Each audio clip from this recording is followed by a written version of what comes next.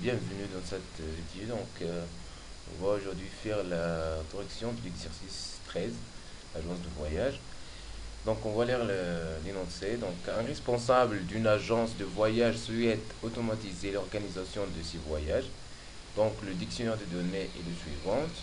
Vous avez donc ces propriétés-là. Donc, numéro de voyage, donc tout ça. Donc, numéro de transport, numéro de réservation, numéro de client, prénom de client, ainsi de suite. Donc, ce qui est demandé, il y a des indications donc complémentaires. Une réservation est faite par un client. Ça, c'est pour chercher les cardinalités. Une réservation correspond à un voyage et un seul. Donc, un voyage peut avoir plusieurs villes d'escale. Un moyen de transport peut être utilisé par plusieurs voyages. Le prix d'un voyage dépend de la date du départ. Donc, après ça, le travail à faire, c'est d'établir les modèles d'entité, association et relationnel. Bon, pour le dictionnaire de données bien explicité, vous pouvez faire comme ça. Donc, description, type, donc nom voyage, numéro voyage, nom voyage, prix voyage, de type float. Et cela aussi, vous pouvez compléter ici avec les types convenables. Ok. Donc, numéro client, c'est du type integer. Nom client, c'est du type char, 30 caractères par exemple. Ainsi de suite. Donc, si vous cherchez les entités de modèle, de ce modèle, vous allez trouver par exemple, parce que ça, c'est toujours la modélisation, chacun et comment il va faire. Donc, pour moi, j'ai trouvé le client, le voyage, vie, transport, réservation. Quelqu'un d'autre peut faire plus détaillé, donc trouver d'autres choses. En tout cas, on va passer vers ça. Donc, pour la réservation, vous pouvez trouver les propriétés de la réservation. Je pense que c'est nom réservation, celui-là. Numéro réservation. Par exemple, leur identité client, c'est celui-là. Donc, le numéro client, nom client, adresse, prénom. Pour transport, on a celui-là. Le V, on a ça. Voyage, on a ces trois propriétés. Ok. Donc ici, j'ai pas mis les propriétés pour ne pas, donc, pour aller vite. Donc réservation, on a une réservation est faite par un client. Donc ici, on a dans les cardinalités une réservation. Une réservation est faite par un seul client. Une réservation est faite par un et un seul client. Un et un seul client. Ok. Quoi encore? Un réservation correspond à un voyage et à un seul. La réservation correspond à un et un seul voyage. Correspond à un et un seul voyage. Donc, on va aller vers l'autre. Un voyage peut avoir plusieurs villes d'escale. Donc, si vous allez vers le voyage, ça c'est le voyage, ça c'est l'escale. Donc, un voyage peut avoir un ou plusieurs villes d'escale. Ok. Et un ville d'escale peut avoir un ou plusieurs voyages. Ok. On va revenir. On va revenir vers le. Pardon.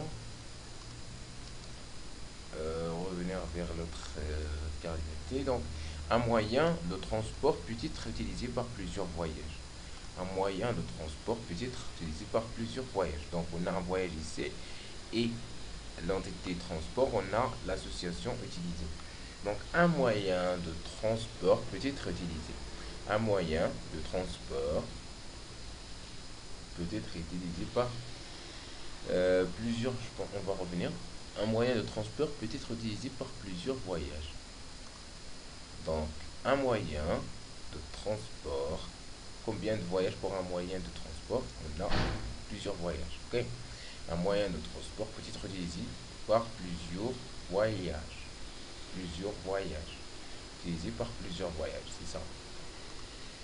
Un moyen de transport peut être utilisé par plusieurs voyages.